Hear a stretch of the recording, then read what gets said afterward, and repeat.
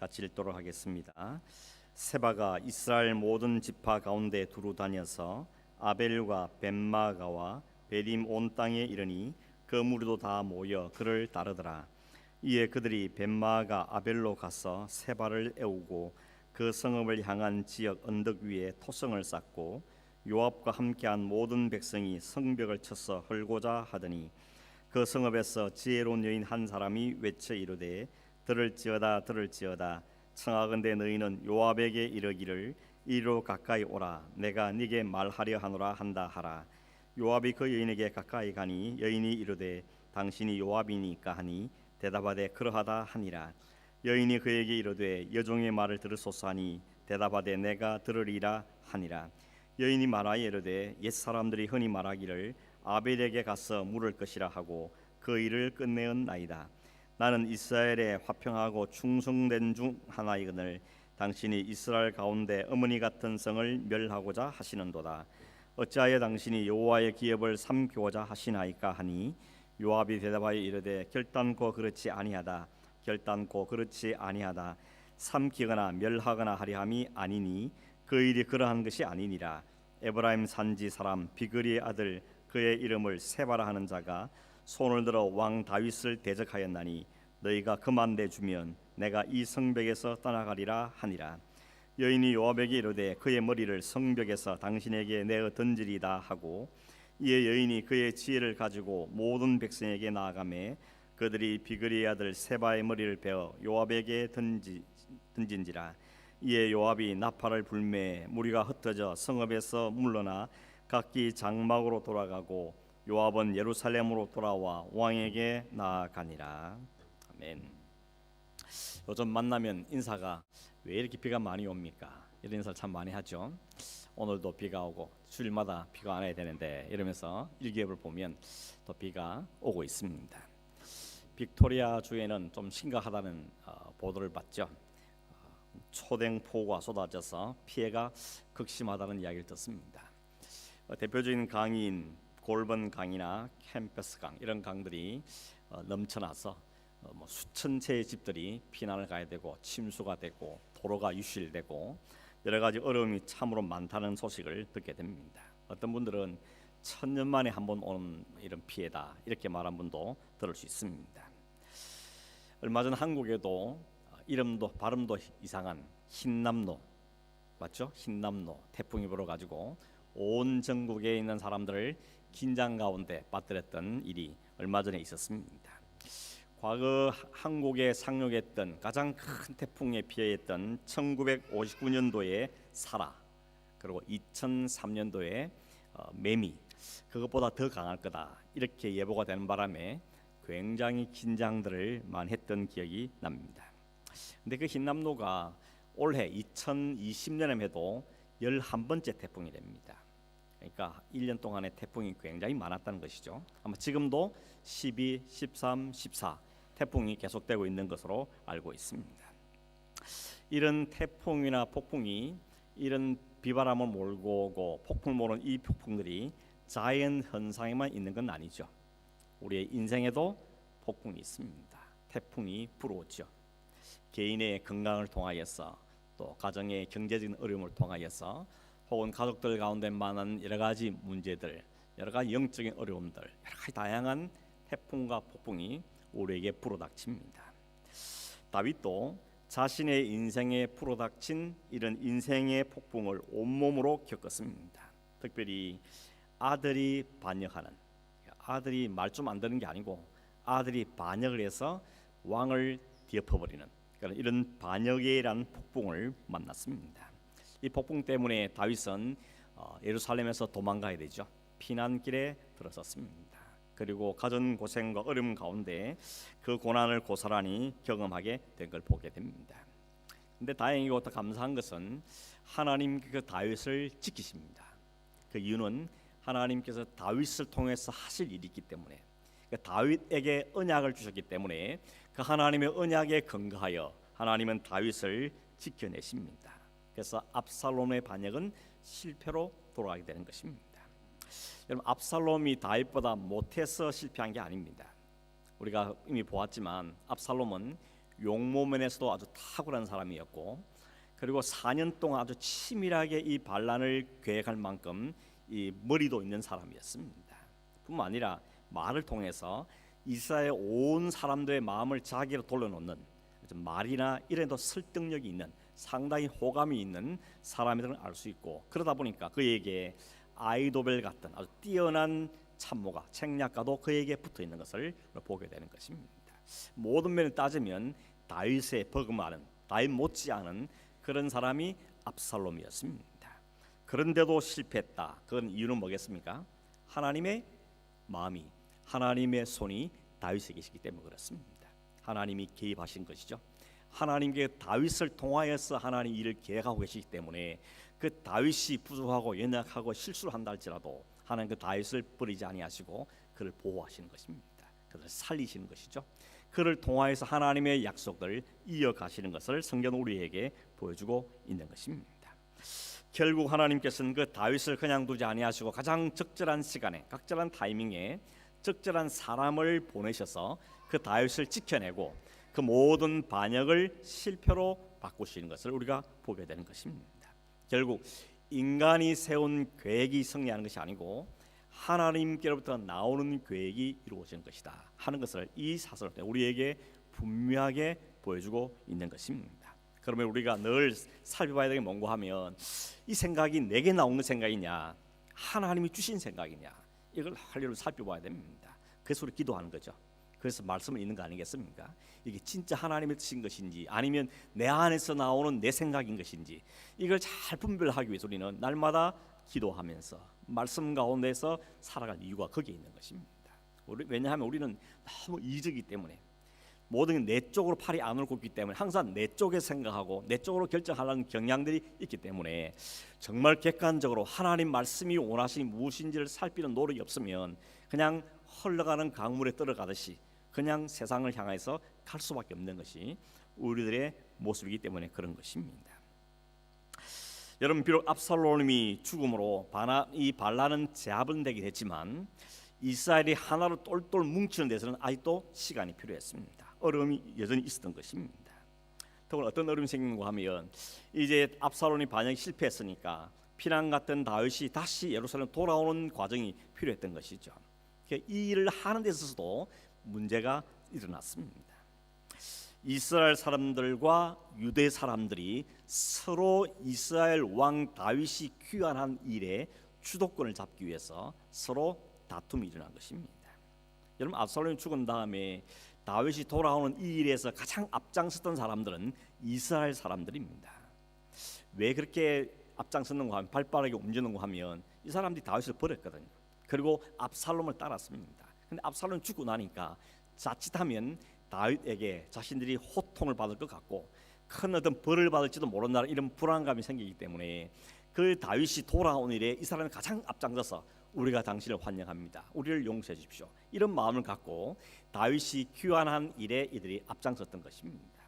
그런데 다윗의 마음은 이스라엘 사람들보다는 자기가 속해 있는 친족인 유대 사람들에게 마음이 더 있었습니다. 그래서 사람을 보내죠. 제사장 사독과 아비달들에게 사람을 보내가지고 우리가 친척이 아니냐, 골육이 아니냐, 내가 돌아간 이 일에 당신들이 왜 그렇게 미적거리고 있냐, 열심을 좀 내라, 이렇게 권유합니다.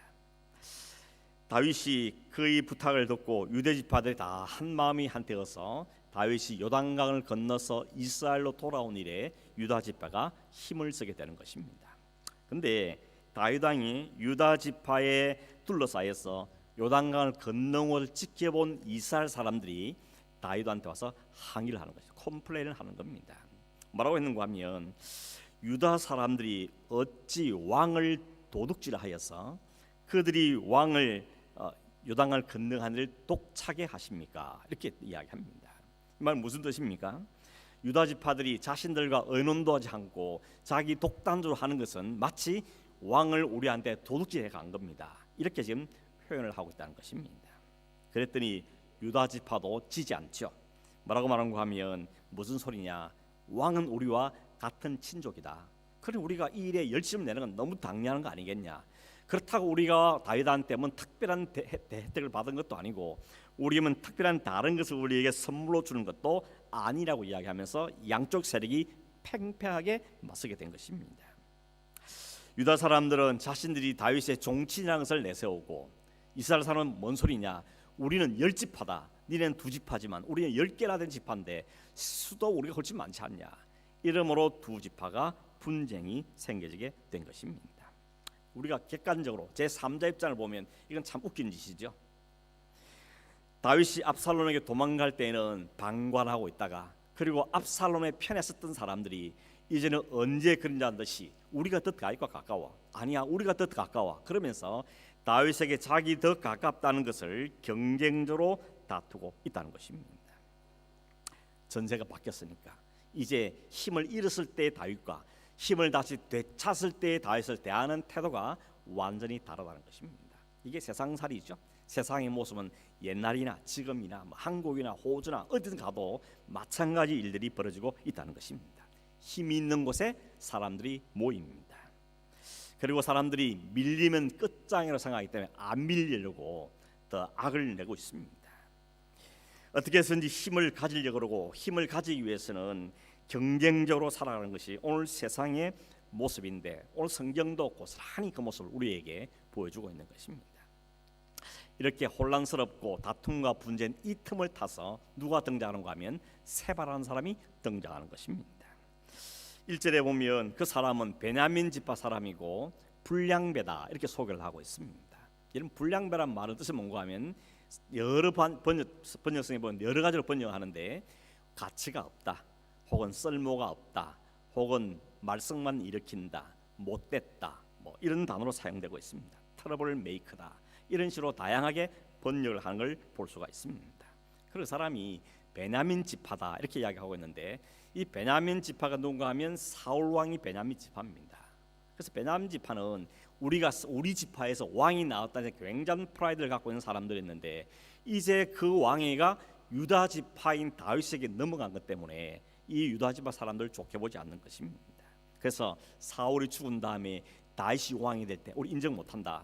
그래서 다윗의 아들이었던 이스보셋을 왕으로 세우기도 했고, 또 다윗이 왕이 되었지만 그 아들 압살롬이 반역하니까 오케이 그러면 압살롬 편 들자, 그래서 압살롬에게 편을 서기도 하고, 이번에는 세바가 다윗에게 반역하니까 그 세바를 따르는 사람들 중에 사람들이 생겨났다는 것입니다. 세바는 유다 지파의 파옥겜에서 밀린 이스라엘 사람들에게 아주 달콤하고 설득력 있는 말로 그들에게 다가갑니다. 뭐라고 하는가 하면, 봐라, 다윗스럽게 자기 지파를 깨운 거 있지 않냐, 자기들끼리 이렇게 뭉치고 있으니까 유다 지파가 아닌 사람들은 다윗에게 가까이 가봐야 얻어먹을 거 없다는 겁니다. 아무런 혜택이 없을 거다. 그러니 다 돌아가라. 그러다면서 차라리 나를 따르라. 그러면서 세바가 자기를 따를 것을 선동을 한 것입니다. 그리고 이 선동은 성공합니다. 성경에 보면 유다 지파를 제외한 온 이스라엘 사람들이 다 다윗을 따르기를 그치고 세바를 따랐다고 이야기하고 있습니다. 그러니까 이 두 표로 완전히 나눠진 겁니다. 다윗을 따르는 유다 지파 사람들과 세바를 따르는 이스라엘 사람들 두가 쪼개진 것입니다. 여러분, 이 세바의 시도는 굉장히 무서운 겁니다. 왜냐하면 좀 전에 말씀드렸지만 하나님의 계획은 다윗을 통하였습니다. 다윗을 세우고 다윗을 통해 나라를 이루실 것이고, 그 다윗을 통해서 하나님이 메시아가 오게 하는 이 구속의 역사를 하나님이 프로젝트를 갖고 계시고 이 일을 지금 진행하고 있는데, 세바가 그 일을 또 막아선 겁니다. 그러니 이 세바의 반역은 단순히 권력욕보다는 하나님의 역사를 가로막는 사탄의 이용도가 되고 있다는 걸 우리가 보게 되는 것입니다. 별로 대단한 사람도 아닌 불량배라 그랬습니다. 별로 그렇게 뛰어난 사람도 아닌 것 같은데, 그 불량배 이 세바가 하는 말에 온 이스라엘 사람이 선동되는 걸 보면 그 배후에는 사탄이 있는 것입니다. 사탄은 교묘한 존재이기 때문에 사람들의 심리 상태를 너무 잘 이용해 먹습니다. 그래서 우리는 여기 교훈을 받게 된 게 뭔가 하면, 우리의 마음, 우리의 영적인 상태를 잘 관리하는 게 정말 중요합니다. 우리의 영적인 상태를 잘 관리하기 위해서 우리는 말씀을 부지런히 읽고 기도도 하고 하나님 뜻이 무엇인지 찾고 그 하나님 뜻을 살피는 자세가 우리에게 필요한 것입니다. 그걸 잃어버리면 사탄에게 속임을 당하고 선동질 당하고 사탄의 이용거리가 되기 때문에 우리는 우리의 영적인 상태를 잘 유지하는 게 무엇보다도 중요하다는 것입니다. 사탄은 아주 교묘하게 사람들의 심리 상태를 이용해 먹습니다. 우리가 살면서 상처 안 받을 수 없지 않습니까? 가족에게도 상처를 받고 가까운 친구에게도 상처를 받고 이런 상처를 받습니다. 그러나 그 상처가 빨리 아물어지도록 빨리 처리하는 게 대단히 중요한 것입니다. 그게 처리가 안 되면 어떻게 됩니까? 그게 자꾸 곪고 곪아서 더 크게 터지게 되는 것입니다. 여러분의 영적인 상태를, 여러분의 감정의 상태를 매일같이 잘 다스리길 바랍니다. 그런 점에서 매일 아침에 말씀을 읽고 묵상하고 기도하는 시간은 정말 필요한 것입니다. 그 시간을 통해서 하나님 우리의 감정을 다 토해내고 하나님께 위로도 받고 또 하나님 깨우침 주시면 회개도 하고, 그래서 우리의 감정이 잘 컨트롤되어야 우리가 또 세상에 나가 속은 가정에서 또 다른 상처를 받지 않고 상처에 상처를 덧입히는 일을 피할 수가 있게 되기 때문에 그렇습니다. 사탄은 우리를 교묘하게 이용해서 하나님을 등지게 만들고 사람과의 관계를 비틀어 놓기를 하고 분쟁과 갈라서는 소용들에 빠져 허덕이도록 만드는 것이 사탄이 오늘도 하고 있는 역사인 것입니다. 그러므로 우리는 말씀과 기도로 우리의 영적인 상태를 날마다 잘 정리해가는, 그걸 우리는 할마다 해야 되는 것입니다. 누가 해주지 않습니다.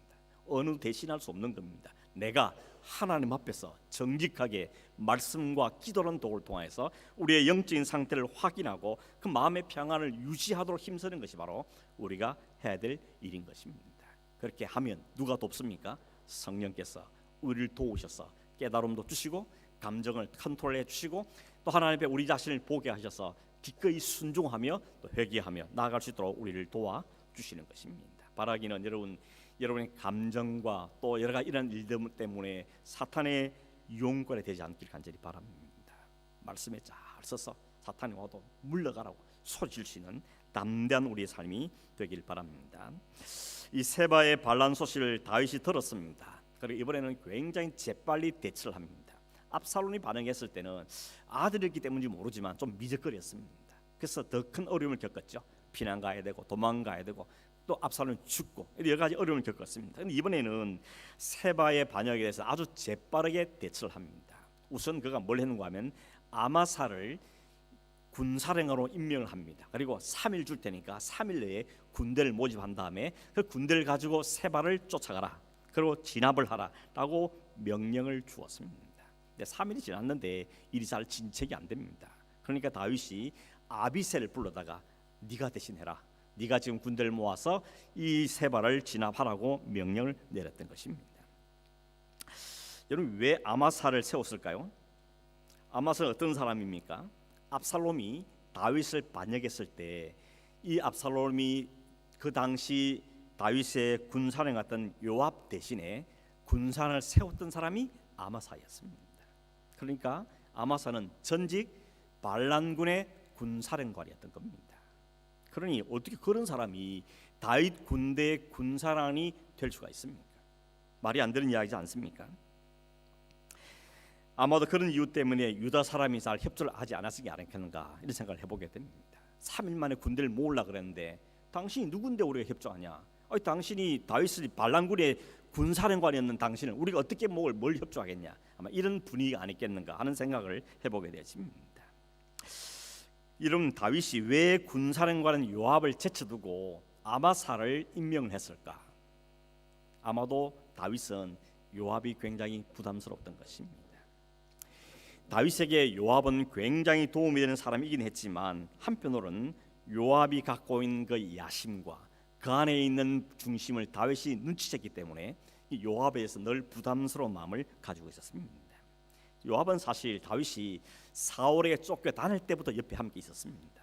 그와 함께하고 그와 동거동락하면서 그를 도왔습니다. 그리고 전쟁만 벌어지면 실패를 모르는 아주 승리하는 장군이었습니다. 다윗과 함께 다윗 왕국을 세우는데 공을 세웠던 최측근의 사람이었습니다. 그렇게 요압은 용맹스럽고 탁월한 사람이었지만 성격적으로 볼 때는 가장 상당히 냉정하고 또 상당히 잔인하고 혹은 권력에 대한 욕심이 탁월한 사람이었습니다. 그래서 자기 권력에 대해서 누군가 타치하면 없애버리는 겁니다. 사울이 죽은 다음에 다윗을 인정하지 않고 이스봇을 왕으로 세웠던 사람이 아브넬이었습니다.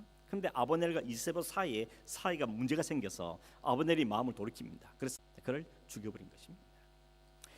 압살롬이 반역을 일으켰을 때도 반란을 진압할 때 다윗 생각을 해보게 됩니다. 왜 그걸 더 확신하게 되는가 하면 다윗이 나중에 죽기 전에 솔로몬한테 왕위를 이어줍니다. 솔로몬 세 번째 아들이거든요. 근데 네 번째 아들이었던 아도니아가 반기를 일으킵니다. 뭐 때문에 솔로몬이 왕이 되었냐? 내가 왕 되겠다. 그래서 반역을 일으킵니다. 근데 그때 반역을 일으켰을 때 그 아도니아의 편에 섰던 사람이 바로 이 요압이었습니다.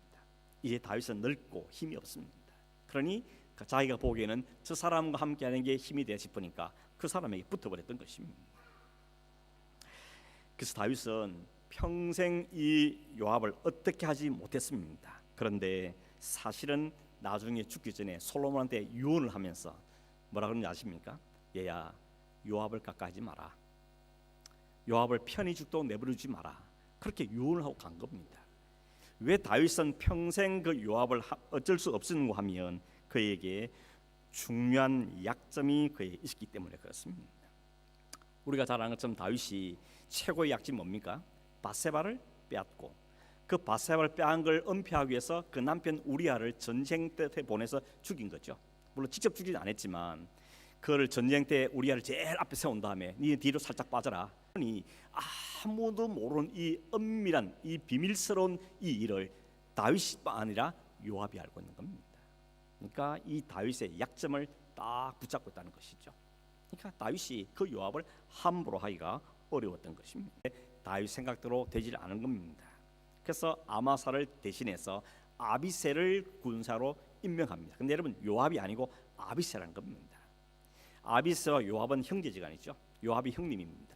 요압이 현직 군사령관이었고 그 동생이 아비새였는데 여전히 다윗의 마음에는 어떻게든 이 요압을 좀 누르고 싶은 마음이 거의 있었던 것을 우리가 알 수가 있다는 것입니다.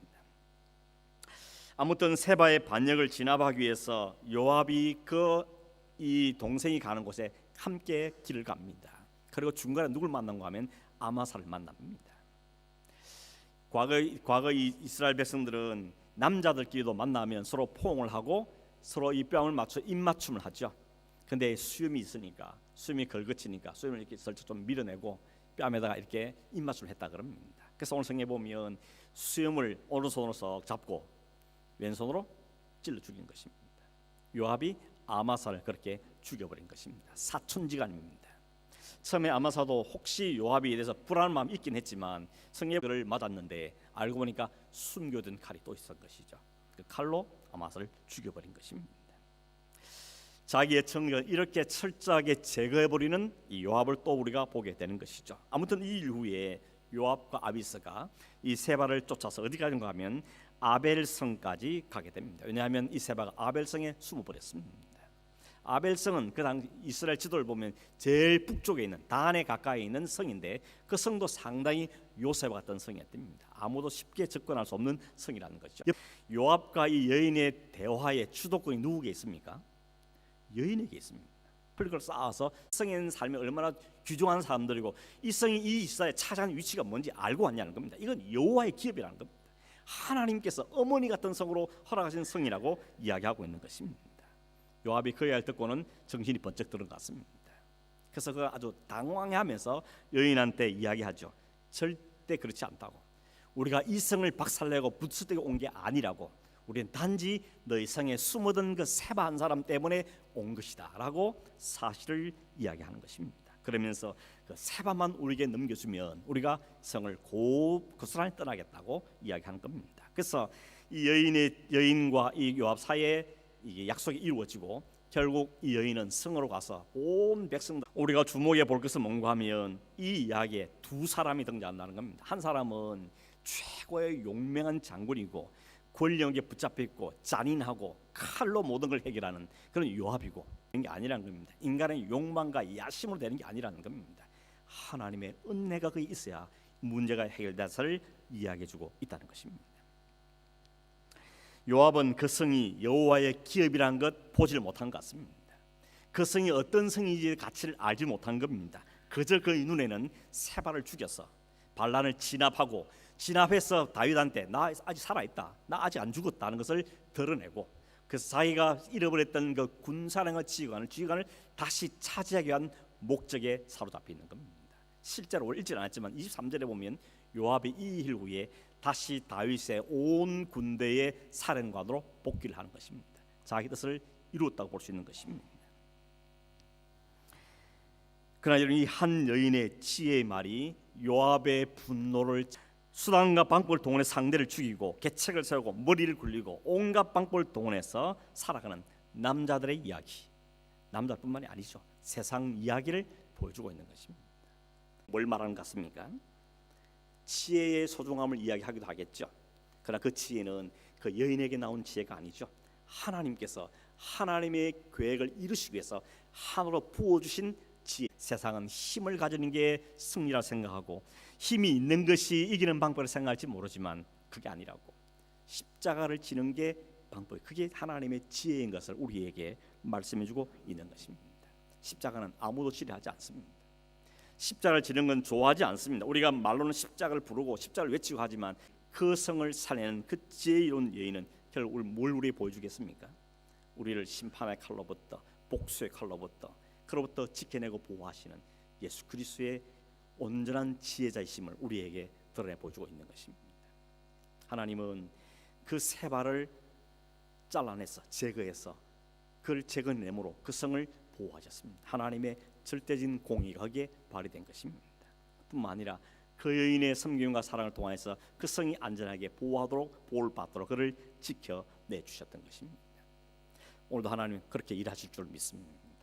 우리 가운데 역사하는 사탄의 모든 세력과 사탄의 공격들과 사탄이 침투한 모든 걸 하나님 제거해내시고 거기에 하나님의 십자가의 사랑 우리를 덮으심으로 모든 사람이 그 복수와 칼날과 다툼과 이것을 물고 물리고 죽고 죽이는 이 상황 속에서 하나님 그리스도의 십자가의 사랑 우리를 살려내셔서 우리 하나님의 사랑으로 다시 살게 하는 이런 은혜를 우리에게 허락하신 것이 하나님의 지혜인 것입니다. 오늘 이 하나님의 지혜가 오늘 우리에게 부어졌고 그 하나님의 지혜 때문에 우리는 삶을 얻게 됐고 생명을 얻게 됐습니다. 그리고 오늘 우리에게도 너희도 이 지혜자를 닮고 이 지혜를 본받고 이 지혜를 모셔드려서 지혜자의 삶을 살라고 우리에게 도전하고 계시는 것입니다. 여러분, 이 성을 살리는 것은 무기가 아니었습니다. 힘이 아니었습니다. 전략이 아니었습니다. 하나님이 주신 지혜였습니다. 이 하나님의 지혜는 그리스도를 통해서 우리의 가장 돋보이는 하나님의 지혜입니다. 이 지혜가 우리를 오늘도 살려냈고 그 지혜신 주님께서 이 모든 걸 담당하심으로 우리가 생명을 얻고 살고 있다는 것을 기억해야 되는 것입니다. 오늘 여러분 뭘 위해 사십니까? 뭘 가지고 살려 그럽니까?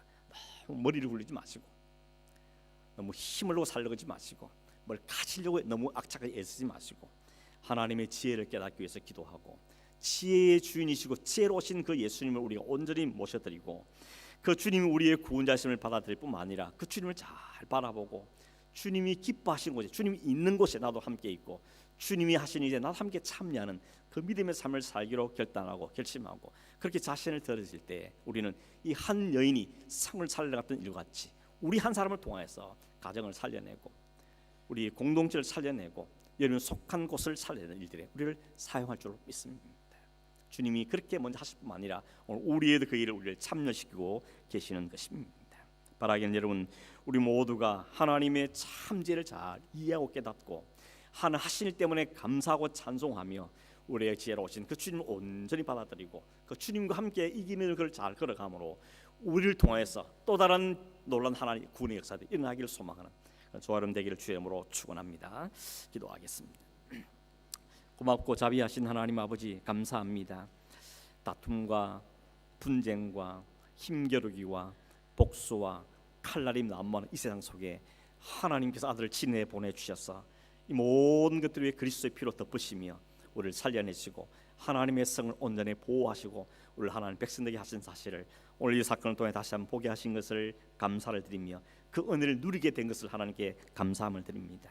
원없는 주님 우리 안에도 주님 마음 품을 수 있게 도와주시길 원하고 주님의 은혜와 사랑을 붙잡게 도와주시고 우리를 위해서 친히 지혜자로 오신 그 주님을 바라보고 그 주님 안에서 기뻐하며 감사하고 믿음의 삶을 살아가는 자들이 되도록 도와주시길 원하고 우리 역시도 힘에 우리 마음을 빼앗기지 아니하고 사탄의 계략에 놓임을 이용당하지 아니하고 주님과 함께 이 믿음의 걸음을 잘 걸어가고 지혜로 온 세상을 구원했던 이 여인처럼 우리도 그렇게 쓰임 받는 믿음의 삶을 사는 저희 되도록 역사하여 주시옵소서. 걸어가신 예수님의 이름으로 기도하옵나이다. 아멘. 우리 함께 찬송하겠습니다.